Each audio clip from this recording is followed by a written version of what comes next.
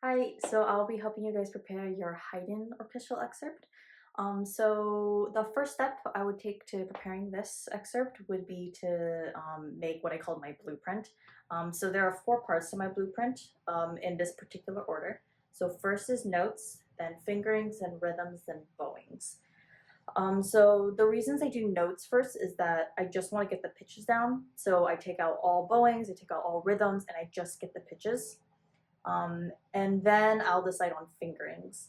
The ones in here are really good. I would recommend using them. Um, so after you decide on notes, fingerings, the next step would be rhythms. For rhythms, I take out all slurs and bowings and just play the rhythms. In cases where I find the rhythm to be really tricky, I'm messing up a lot.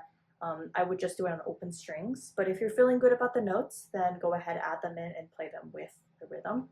But once again, without slurs or bowings, because, for example, in this one, you'll see in the first measure, I'll pull it up on screen, there's this slurred 16th note thing. And already, because it's 16th notes and it's slurred, I can predict that I might rush those. And it's very key in a passage like this where it goes pretty fast. You don't want it to make it faster than it already is or harder. So I want to make sure those are very even. So I'll take the slur out so I can make sure I'm not rushing through those. Yes, so once I get the rhythms down, my last step is deciding on bowings. So the bowings in here, I would definitely do as is, but practicing them in is a different story. So my first step to practicing these bowings is going to be identifying patterns and where the pattern breaks. So for example, at rehearsal 7, I'll pull it up on screen. You see a bracketed just like from rehearsal 17 to the end. But the bowing pattern is going to be kind of in like groups of 2 measures. So, and I feel like I can tell, like if it were me preparing this passage, that up would get me every single time. That slurred 16th note and then up would get me. So I would make sure to be just cognizant that it's going to be like that's going to be a 2 measure pattern, and then I can kind of swallow the next 2 measures, which is exactly the same pattern, just on different notes. So I believe the pattern stays the same until the very end. So just knowing that, it simplifies my right hand because I know it's just going to be the same pattern.